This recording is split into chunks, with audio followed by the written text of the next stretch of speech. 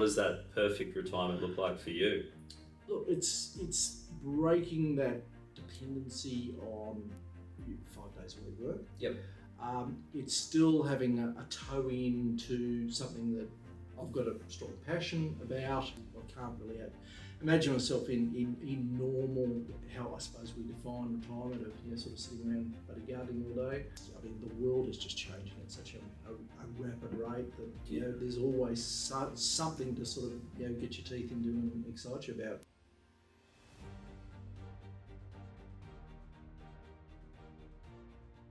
So I just turned 60 last year. Congratulations.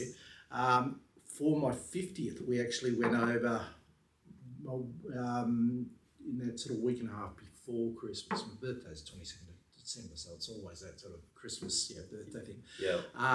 And so it was 11 years ago. My kids were, I suppose, mid to late teens at that stage. And we did sort of Bangkok. We did the whole of the through PP Island up through the Halong Bay region.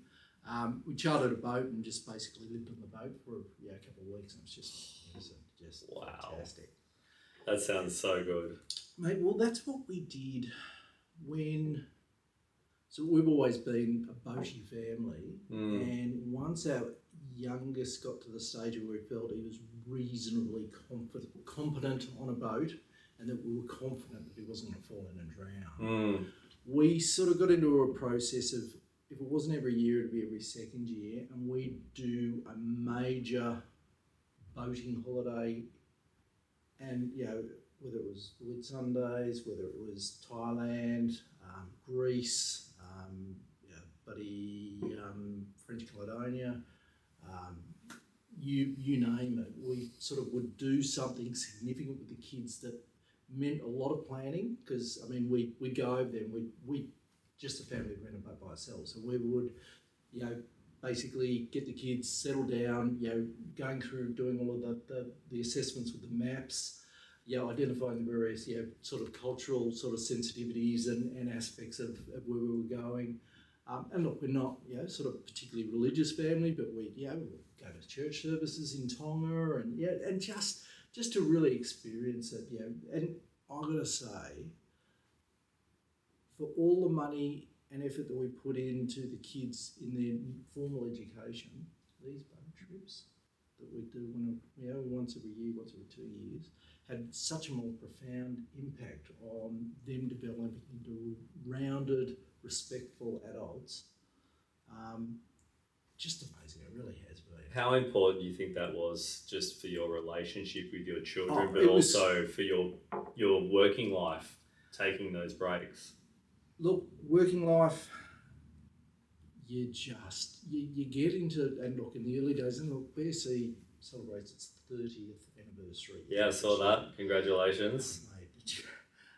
And I've got to say, in the first probably 5 years, you just work your guts out. You don't look up for air. You just and you're balancing all of those issues to do with family responsibilities, parental responsibilities, and trying to build a business. And you work your guts out because you're working for bugger all money at that period. You sort of start self-doubting. Realistically, I'll be earning a shitload more reliable money than what I'm doing now. But slowly, that sort of client base starts building up. That core relationship with those dependable clients that that you can rely on if push comes to shove. And they're there. You can rely on them. You're starting to build a small team of really loyal employees that you can trust and depend on as well. And that was great in the early days, but it's a hard slog. It really is. And again, I'm fascinated to see sort of a lot of the stories of guys that go out. There's a guy that we work with as a recruiter, and he went out from one of the big companies only last year, and he put up a thing only this morning in LinkedIn talking about the fact that it was such a major, almost life-changing decision for him to do this after being reliant on a dependable and reliable, income, i.e. salary. But he wouldn't have changed it for anything in the world, because he's now sort of master his own future, and is enjoying the fact that he's forging his own path moving forward. But back to what you asked. When we started doing this, it was probably, I'm just trying to think, was probably 8 to 10 years after the business had started. Right. So the business had already started, sort of maturing, if you like. And so it wasn't sort of, hand to mouth, as in, shit, am I going to be able to, pay myself or staff this week? We'd already developed, we'd sort of, by that stage, probably, 15 staff or so. And so going away, again, in the early days, it was, I didn't want to go away because I didn't know what I'd come back to. Yeah. But by that stage, the business had settled down to such an point that I had people that could trust, could go away. And look, we were pretty well off grid for, we were on the boat for, probably a week and a half at a time. Yeah. And it did take the first couple of trips to get comfortable doing that. But once you then identify that, life goes on, you can put your trust in these people. So you were off. So those first couple of trips a bit tentative, but then thereafter you had the trust and you were totally disconnected from the business as CEO. Yeah. Wow. Yeah, and look, that was, again, only a team of, 10 to 15, I suppose, at that stage. We're just topped over 100 staff. Wow. So it's a much more significant piece than it was back then. But I've also got a much stronger, management team and co-directorship team than I had then, obviously by virtue of the size of the business. But it also comes down to those that you can trust and depend on. One of my most significant co-directors, who he and his wife and my wife and I are actually very close friends at the same time, and we decided we'd have a bit of a break together to sort of celebrate our various milestone anniversaries. So we spent some time together over in Europe last year, and the guy that heads up Sydney for me, Stuart, Stuart, I could, with minimal involvement with him, things just went incredibly smoothly all the way. In regards to my other co-director I was away with, he was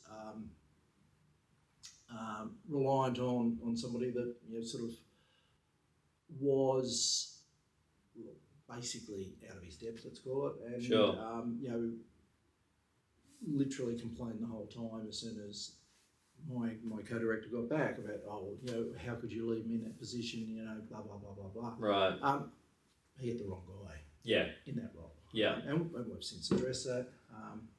And things have changed quite substantially since then. But it all comes down to having the right team around you.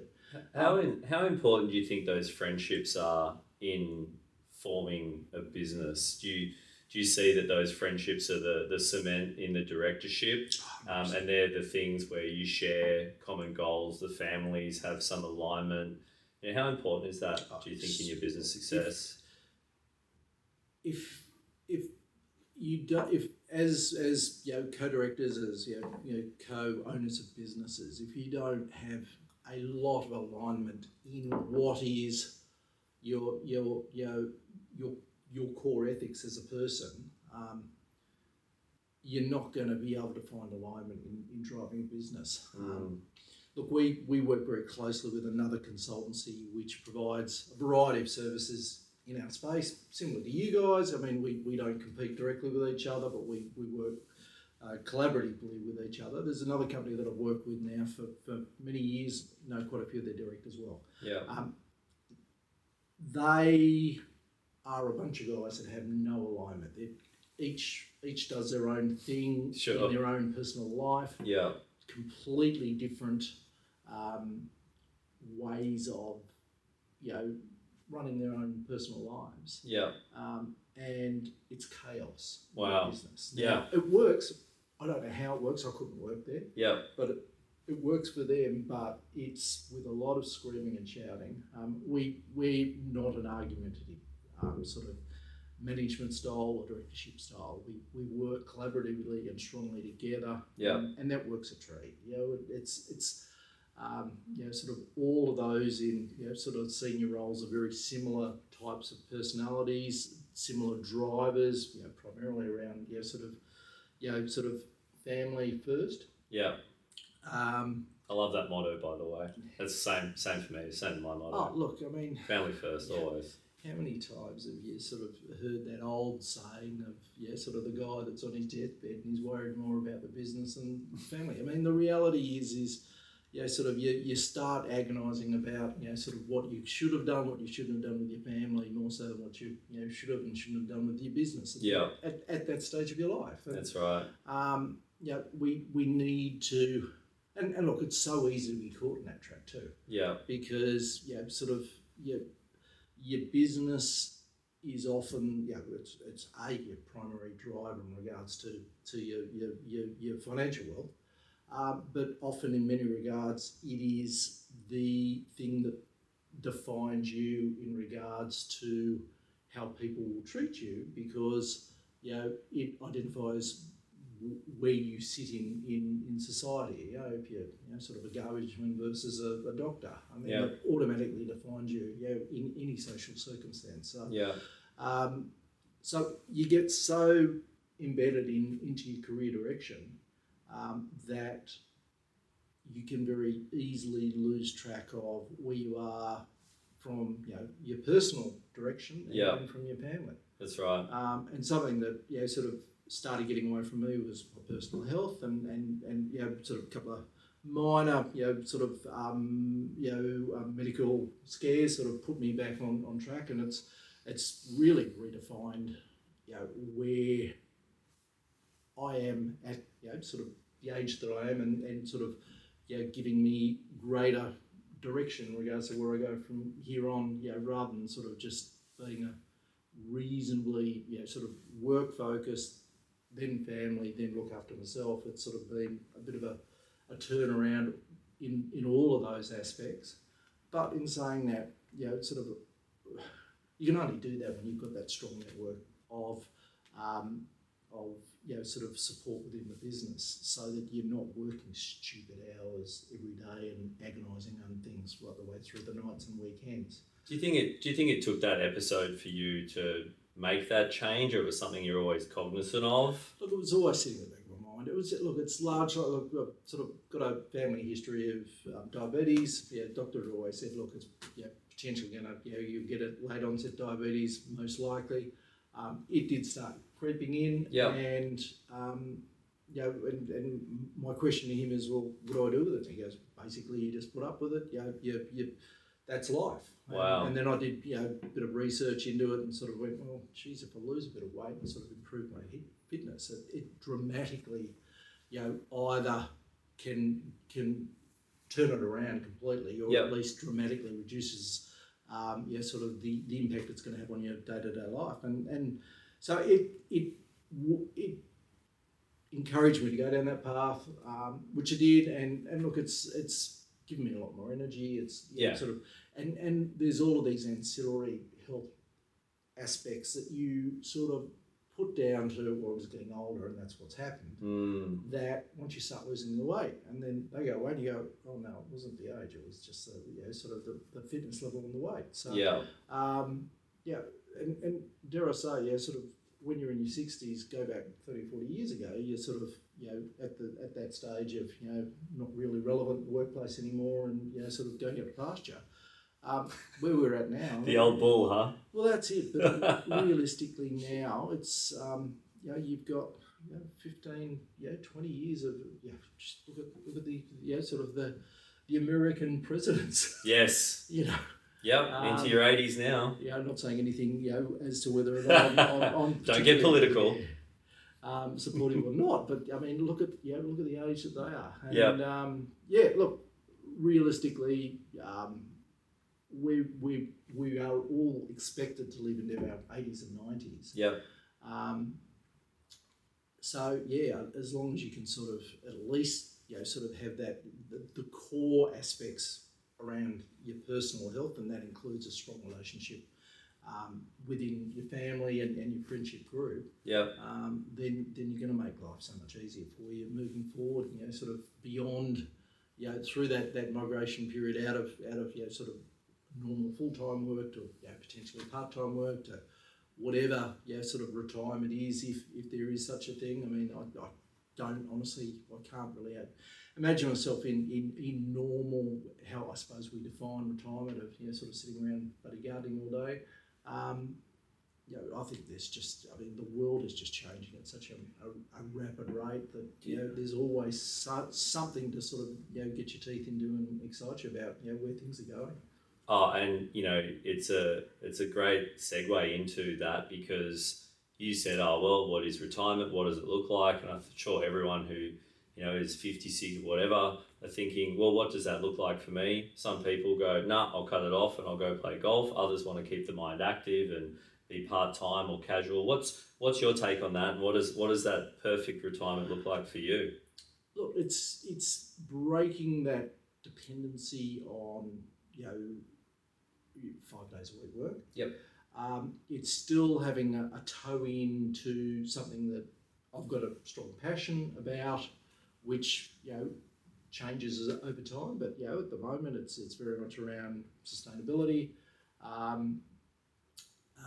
and I'm incredibly excited to see where AI drives our industry over the next few years. We're literally right at the very beginning of it, and I know it's become a real buzzword from everyone out in the market at the moment. Oh, AI this, AI that, but I mean, we haven't even touched sort of the surface of it yet. We've got so far to go. Do you use it in your business? Look, we do.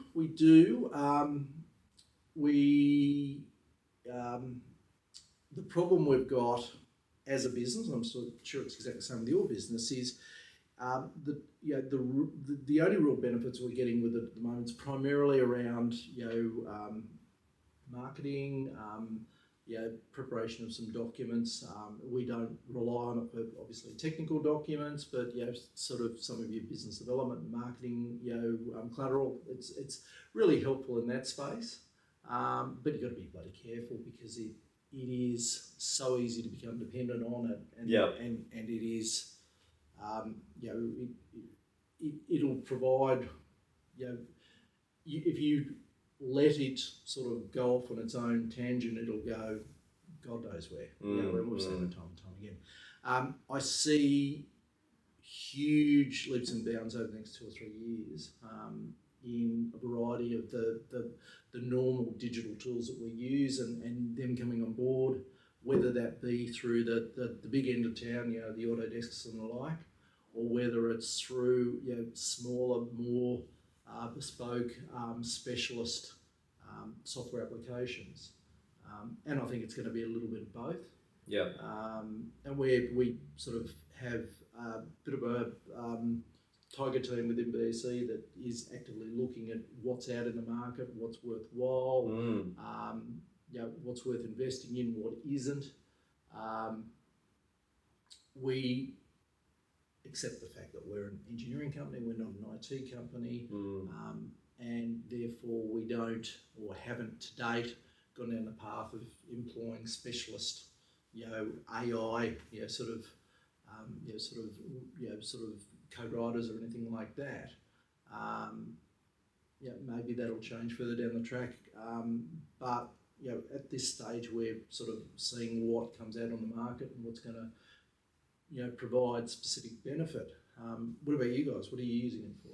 Oh, look, AI is ever present in all the things I do, at least, from editing videos, from content, not so much creation, but more curation in video space.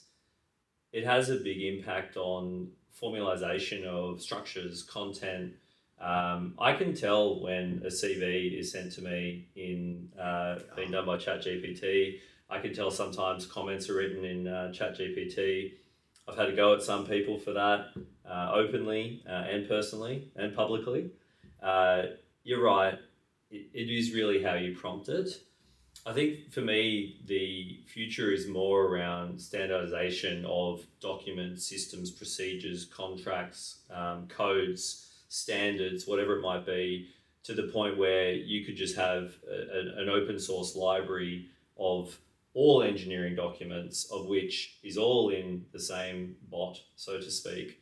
And you can prompt it and ask it to do something for you, and it will be able to deliver a design, whether that's civil, structural, electrical, mechanical, or whatnot. I could see that as a real future. I don't know if it'll be part of mine. Don't know if it'll be part of yours. It may well be. I think it's coming. But yeah, I think for me, as engineers, I always say that we have to be looking at creating value, because at the moment we already have computers and bots that do things for us.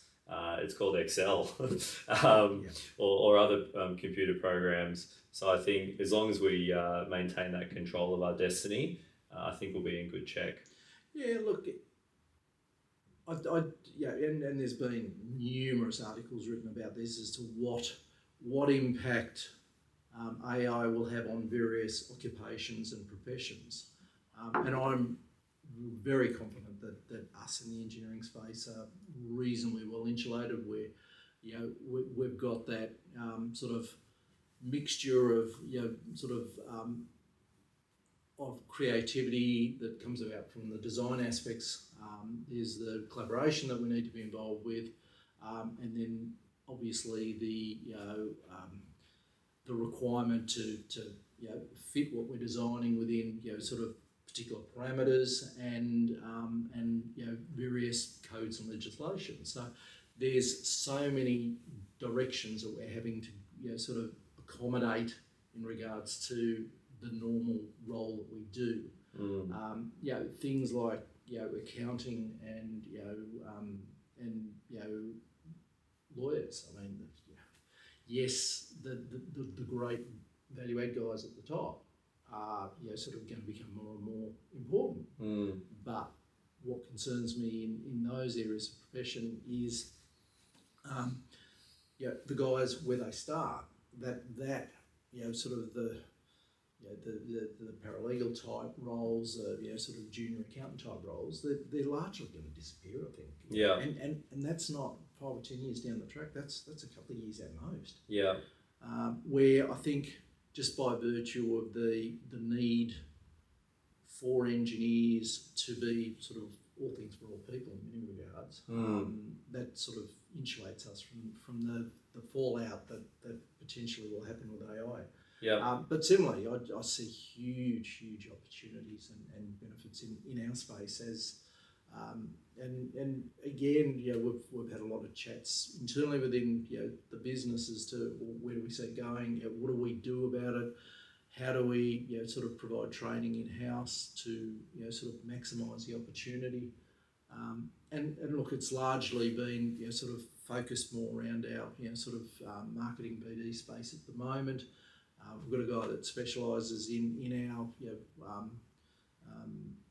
building information modelling, and he's sort of very much au fait with where all of the various BIM platforms are going with this stuff, and I see that as as I mentioned earlier with Autodesk, they do have the lion's share of sort of the primary design tools that the building industry uses, and they've got sort of they've got to be on the front foot in that space, because they'll very rapidly lose their dominance in market share if they don't. But in that regard, they need to be very careful and clever as to how they do it, because we've seen time and time again with these disruptive technologies that come in that sort of potentially market-leading organisations that make the wrong decision early on can very quickly lose their market dominance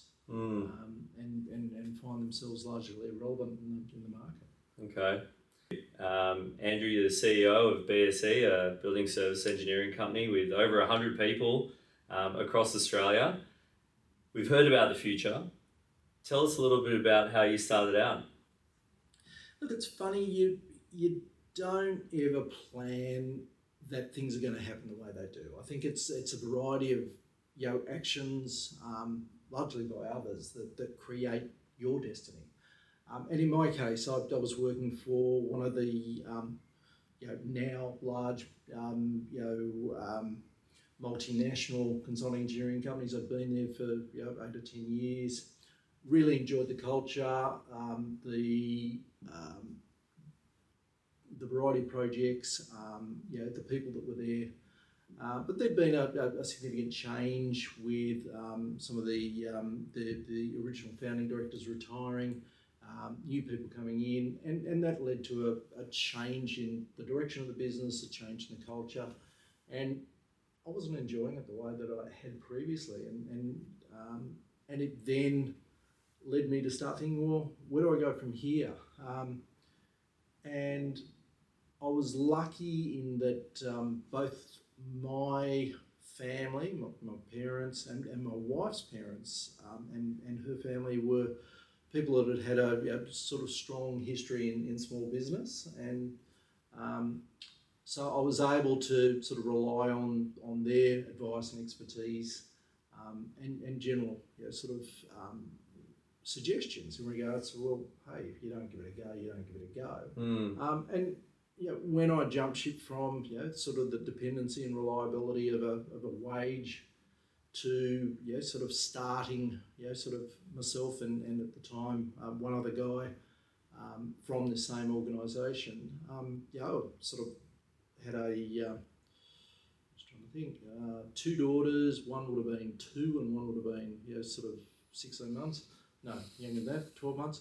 I had my first mortgage, and with young children, my wife, who had been working, wasn't working. So look, it was a big gamble. It was a massive gamble. Yes, we had a little bit of sort of capital that was going to insulate us for whatever reason if things didn't go well. But it wasn't as if we were and I think you need to have that sort of that strong financial driver to ensure that things do go the way that you want them to go, because if it's too easy, then you maybe aren't putting your foot down as hard on the accelerator to grow the business. So it wasn't that I was originally planning, or especially at that time, to do it. Again, if I was sort of looking at it from a rational point of view, no, I wouldn't have gone out and started my own business with 2 very young daughters, a mortgage, and my wife, who was at that time home mother responsibilities and sort of with young children. But by virtue of the actions of people other than me, it created the situation that made it attractive for me or not so much attractive, probably more, I wasn't enjoying what I was doing. I needed to do something else. And you then look back, probably 5 years after you start and go, well, why didn't I do it 5 years earlier? But I also think that you need to savour the period that you can learn from other organisations. And look, I was, I was 30 when this sort of jump out to the abyss sort of happened. I was gainfully employed for 12 years through always through this industry, but through a variety of employers, and the skills, the experience, the expertise that I sort of developed over that period was crucial for me to be able to sort of start understanding how I was going to sort of establish and then start running the business. There was a whole variety of things that I didn't know. How do you start a business? I mean, most of us have got no idea. And then what are the legal responsibilities that you have? But to tell you the truth, by the time I went through and did those, sort of they were the easy things. What was the hard thing? The hard thing was I suppose having the, all of a sudden you're responsible for yourself, and you've got to have that discipline of saying, well, there's no one sort of watching me turning up at 8 and leaving at 5 in the afternoon anymore. I'm driving myself, and I think it was just trying to get into some personal discipline in regards to, this is what you need to do, because when we first started, it was myself and my co-founder at the time, and it was easy to say, 4 o'clock in the afternoon, let's just stop now and have a beer. But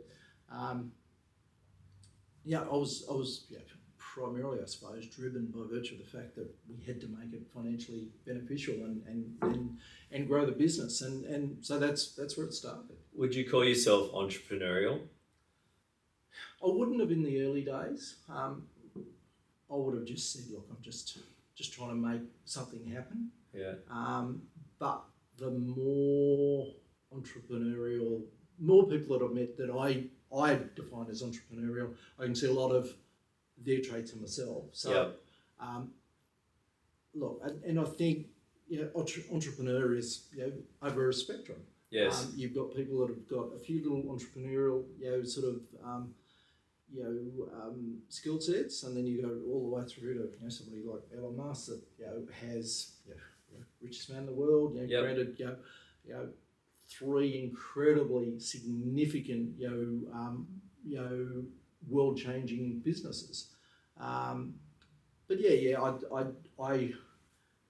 I do see some elements of entrepreneurship in what I do in what I do now. Because what I do now is very different to what I did 25 years ago. I mean, it was all hands on deck back then. Where now it's I've still got a few clients that I provide sort of the daily or weekly engineering or project management roles for. But my role is primarily around the overall strategy and growth of the business. Yeah. And I suppose those entrepreneurial skill sets are more sort of relevant and required now than they were back in the early days. I mean, in the early days, it was basically literally mimicking what all of the other businesses were doing. Now, as the business is evolving and growing, it's more about us identifying how we can be doing things smarter, better, and sort of have that mark of differentiality to what everyone else is doing. So tell me, engineering 35 years ago, what was it like? I mean, I know things about slide rules and weird old computers that had 2 buttons that you had to press. What was it like? And tell me, as a young engineer, what it was like coming into the industry at that time. Look, when I started 82. So I started the year after I left school. Started part-time engineering degree and full-time employment as a cadet engineer. Wow. We need to be doing that now. That's just my quick take on that. Oh, absolutely. Yeah, that is something I've talked about before, because what you just said, a part-time university degree and a full-time cadetship, correct, is, I believe, how we should be reframing university degrees at the moment. And look, when I first started at UTS, which at the time was called the New South Wales Institute of Technology, you could not do a full-time engineering degree. You could only do what they classified as a part-time degree or a sandwich degree. Yeah. Part-time was typically 4 subjects a semester, 3 at night and one afternoon. So you'd generally be able to squeeze in what was expected as your 40 hours a week of normal work, plus your 12 hours of uni a week. Yeah. And of course, most of your weekend was then taken up with all of your various assignments. But you were learning in a workplace as you were learning in a tertiary education place. The sandwich equivalent to that was blocks of full-time uni and then blocks of full-time employment. But I sort of fairly quickly got used to sort of part-time, and it worked a treat for me. And and their degree, by virtue of being a part-time degree, it was a 7-year degree. Yeah.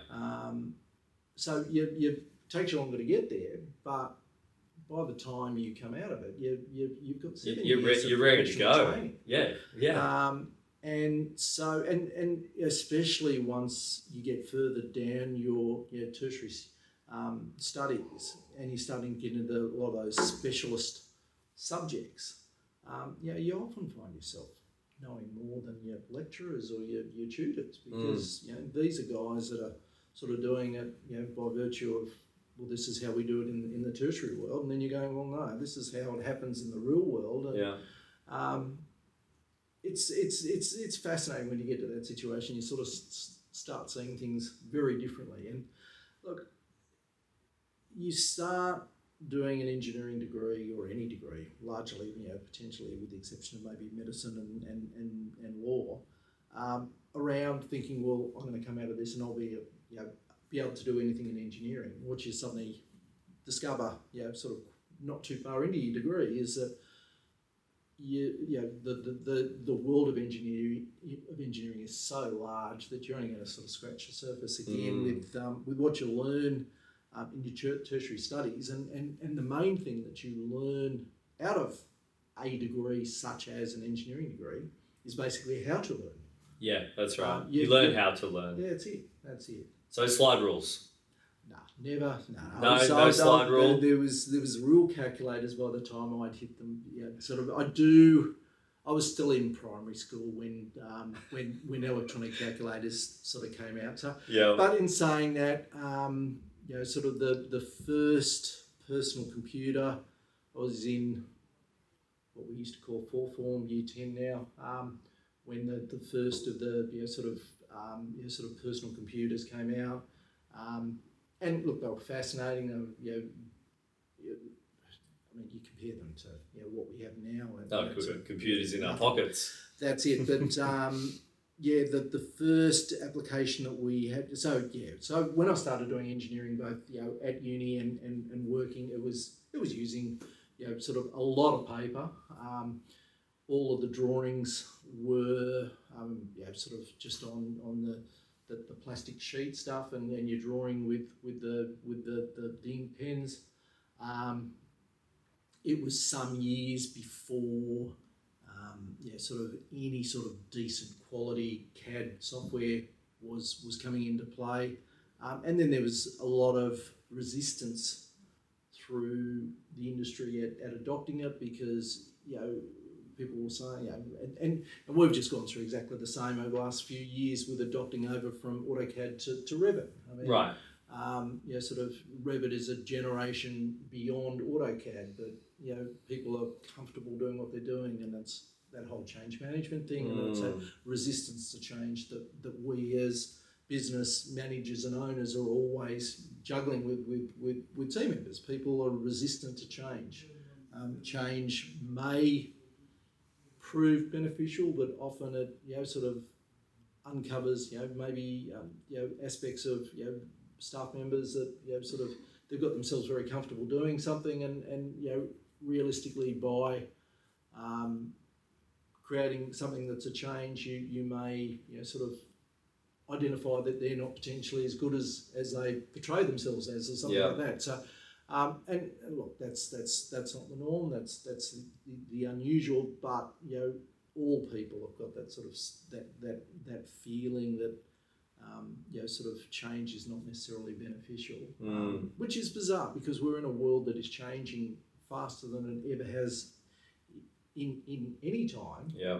But sort of the normal sort of attitude of most people is let's avoid change as much as possibly can. Out of the 30 years or more in this career and in growing a business, was there one pivotal moment that you could look back on and go, that was something that changed the trajectory of my business or my career, or other than going into business? Was there just a moment when you went, either I've got this now and let's shape things up, or was it an expansion, or is it just something you can look back on in your history and think there's a couple of things there that changed the direction? In growing, look, I suppose when we first started, the desire was to get to sort of a stable group of about 15 to 20 staff. And we thought, that'll be great. That provides us with a comfortable sized business, large enough that we're able to take on, a variety of different project types. We're able to insulate ourselves through the ups and downs of what's going on. But then what you discover is, sort of a lot of, if you're trying to attract the better, talent out there, you need to be a larger business to attract, again, larger projects, and also to provide that depth of skills and ability within the business. So then you sort of start reevaluating, all right, well, how do we grow to the next stage? Is it by geographic location, or is it by sort of the different disciplines offered? I mean, when we as a business started, we were primarily only mechanical and electrical. We were sort of partnering up with a specialist hydraulics and fire consultancy. Then we actually acquired that consultancy, which brought all of the normal MEP services together. I suppose, when that acquisition happened, it came with not only sort of the various sort of resources and client base here in Sydney, but at that stage we were only Sydney based, but the company that we acquired had a Brisbane office. We thought, oh, well, this is great, this will give us our launch into Brisbane. But unfortunately it didn't end up being successful in that regard, because the guy that was running Brisbane, different drivers, different focus to where we were going with BSE, and so it was a bit of a false hope in that regard. I suppose that the next major drive for us was when I met up with the guy that is now, one of my major co-directors, who heads up our, sort of Brisbane business. He and I, again, that's 11, 12 years now. Wow. That was quite instrumental, because he's a very, again, very similar to me in many regards, very different personality, but pretty well exactly the same, drivers, sort of, family first. In saying that though, he's incredibly strongly driven guy in everything that he does, in all aspects. I mean, sort of everything he does, from his family point of view and from the business point of view. And I think that gave us then the opportunity of going, because it was our second real bite at a, sort of growth outside of our main office. And, we, as I say, that was 11, 12 years ago, started with him as the one guy in the Brisbane office. We've got 35 up there now. So, wow. And we've just moved, and we'd probably be 45 up there now, but we sort of have only just moved offices. Ran out of space. We only had 28 desks in the old office, and we had 28 people. So we moved in June this year. We've gone from 28 to 35 already. Wow. And we've got 45 desks up there, and the way that market's going in Brisbane at the moment, I think we'll have 45 people sitting at desks up there, potentially by early next year. Wow, you need another new office. Well, we didn't think it was going to grow that quickly, but it has. And look, it's the old story again, mate. You make hay while the sun shines. That's it. But it is. It's a great market up there. We've got a really solid team of guys up there. They've got we've gone through a change in. It was a little bit of an outlier in that it was very Queensland in the early days, and that sort of. Working in Sydney versus working in Brisbane were not very similar, but we've sort of really gone through a lot of effort to make sure that the culture across, and we're now as a business, Sydney, Brisbane, Melbourne, Canberra, Adelaide, that we have the same culture, the same sort of ethical base, the same expectations of if you're a BC person, you're a BC person in any of those locations. So important.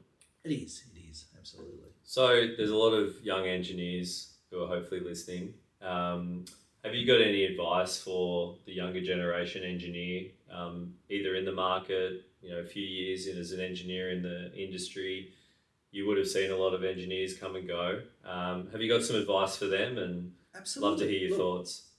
It's a very different market from when I started in it. We had strong industry-based mentoring and training back in those days. Obviously, everything's now dollar-driven, and also back then, government provided all sorts of tax benefits for businesses that had strong, in-house training and mentoring, systems, procedures. Not so much anymore. Everything's bottom dollar. But what that means is, for any younger engineer, the best thing that he can do is just get himself, invite himself onto any opportunity within a business that he can.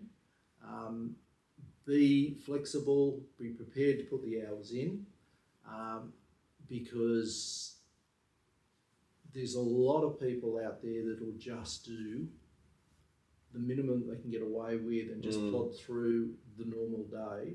You said they will not. Sorry. Oh, you said invite yourself. I'm intrigued. Tell me more about that. How do you go about doing that? You're there saying, I want to do this, I want to do that. Right. I mean, the vast majority of younger engineers that we've seen over the years, and not necessarily the ones that we now have. I think we've got a really great, solid group of younger engineers that are keen and eager to stretch themselves and get themselves involved with a variety of opportunities. But it's the sort of the younger engineers are probably going to hate me for saying this, but it's that whole generational thing of back in our generation it was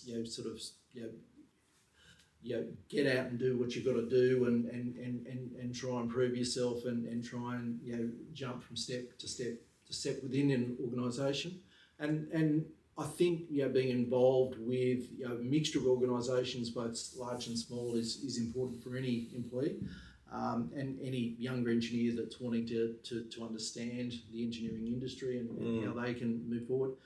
But we see a lot of younger engineers that come in with this expectation that, well, I've done a degree now, so, sort of, what are you going to do for me? And they come into any workplace with this expectation that it's the employer's, task and role to enthuse and to drive the employee, the young engineer. And it's almost the exact opposite of when I came into the engineering industry, when you basically had to really prove yourself to the employer. And I think that's largely come about through the fact that we've had, as an industry, largely pretty well full employment for many years, and it's been sort of a challenge to attract the right talent. But it's also, and as a father of people who are now in their 20s, but sort of came through generation behind me, and sort of seeing what that generation, and the fact that the generations, sort of been a somewhat, sort of pampered generation. It's been a generation where there's been phenomenal opportunities, but also lots of things sort of landed in their lap without obviously having to work to the extent that sort of previous generations had to, and I can imagine people are rolling their eyes as they're potentially hearing this, but I remember rocking up to work at 7 and leaving at 6. Yep. That was pretty standard hours, and you had to work that because that was the workload that you had. That was the culture, and that was the expectation. That was the culture, and you could get in at 7:30, and some people came in at 9 or 10, but they'd be leaving at 7 or 8. Yeah. Now I do find that it is very much like that, 9 to 5. But I guess in some instances, I think now people are working around the clock. They're working at home. They're working in the morning. They work on the weekends. I never had that. And I think that might be the trade-off potentially, where just like, young engineers are thinking that they're just working all the time. They're flicking emails on the train. They're they're very much contactable, and I don't know whether or not that's just a part of the evolution of what work is, and maybe that might be a factor in some of the things you're talking about. Yeah, look, I also see that a lot of younger engineers are just, they work hard, but they don't necessarily work smart. And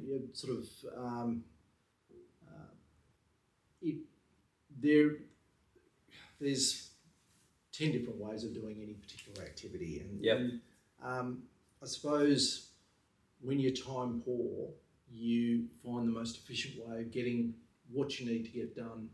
Yeah.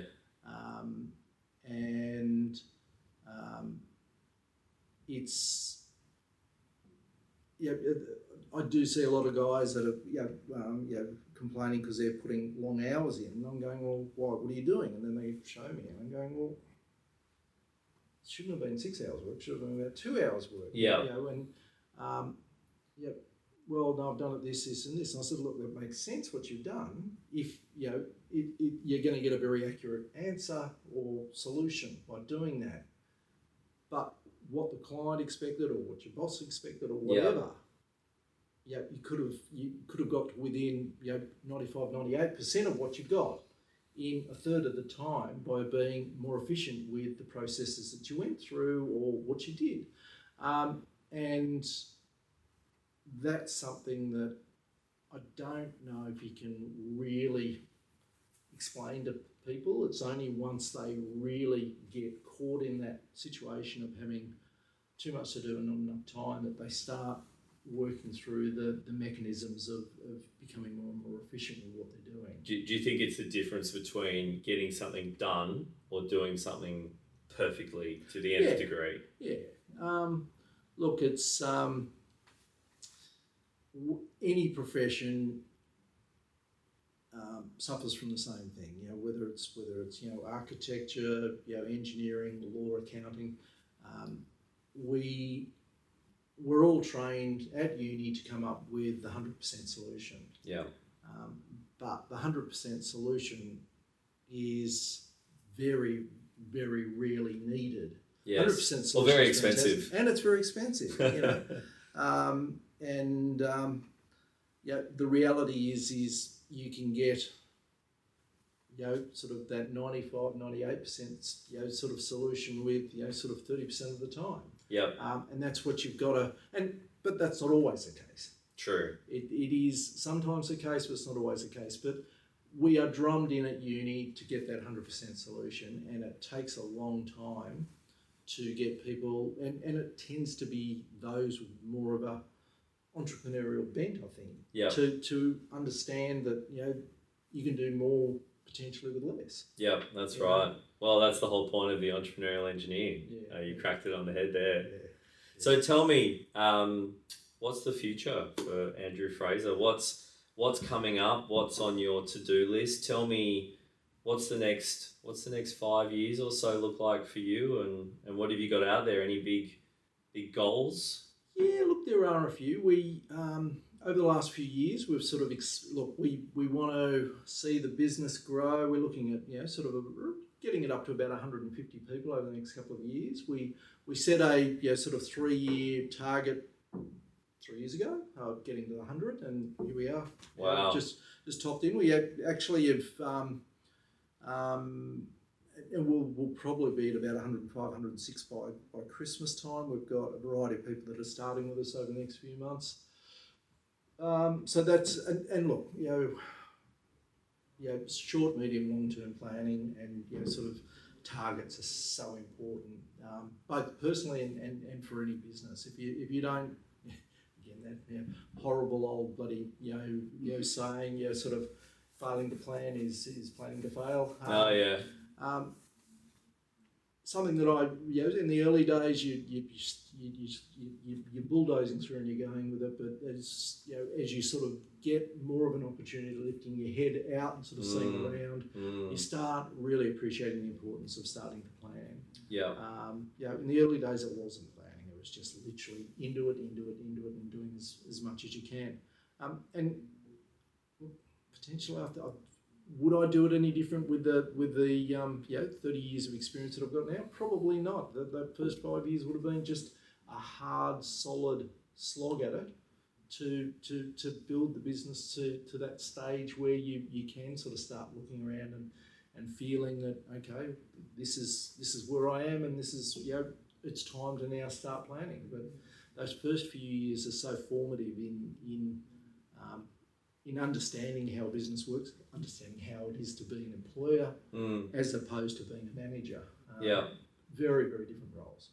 So getting to the 150, what next? Look, we also are expanding our service offering. We've sort of gone away from just pure MEP, and we're now heavily involved with sustainability. We're doing acoustics. We're doing fire safety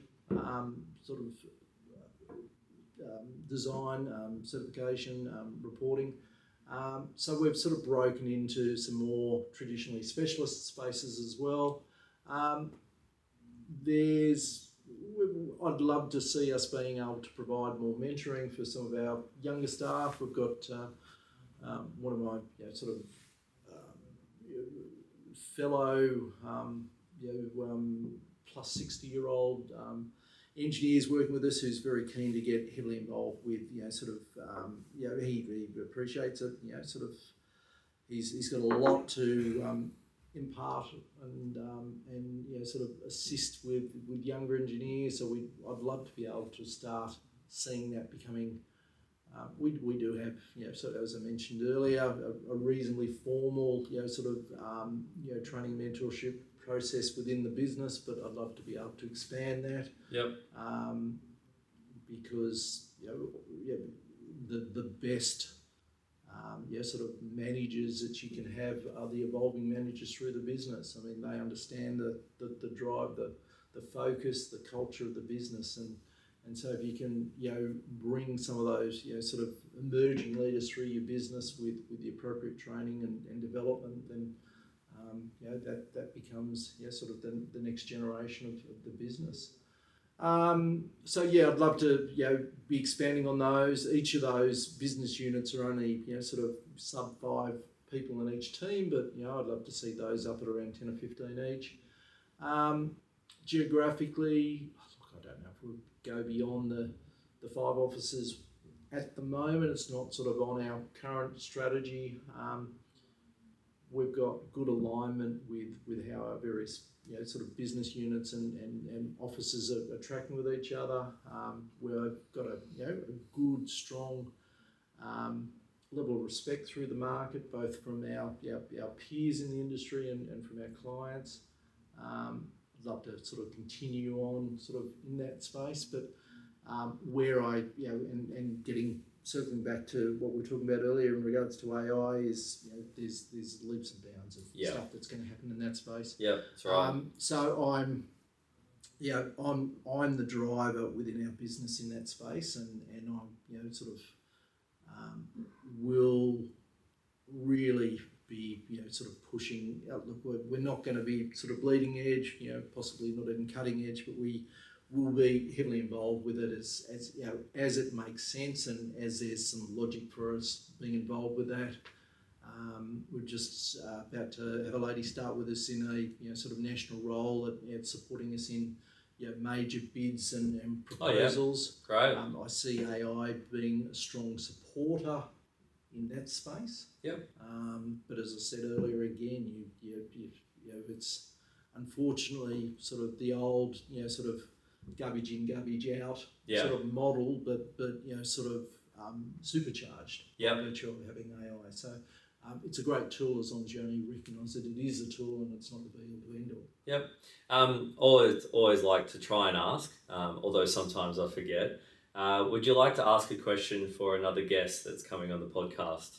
And what would that be? How do you see the engineering fraternity of the 2020s, and how does that compare with the previous decades?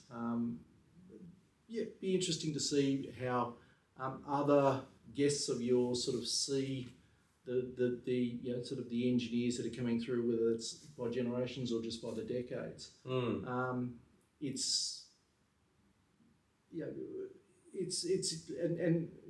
is that, do they see that as being driven by virtue of that generational change, or is it, is there something else that's happening within the market that's more specific to engineering? Obviously, we're a technically driven industry, and technology is accelerating beyond the changes that happen from generation to generation in regards to attitudes, personality, sort of language, communication, etc.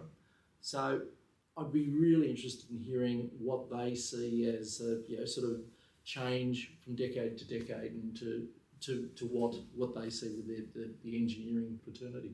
Very interesting question. I look forward to posing that to someone. Yeah. Andrew Fraser, thank you so much for coming in. It's been a pleasure. Darren, no, mate, you're doing an amazing job with your engineering, entrepreneurial, or other way around, is it? Entrepreneurial engineer. I have no doubt that there will be a whole generation of engineers that will be learning a significant fleet of skill sets that will put them in good stead for their careers moving forward. Let's hope so. Absolutely. Thanks, mate. Cheers. Hey.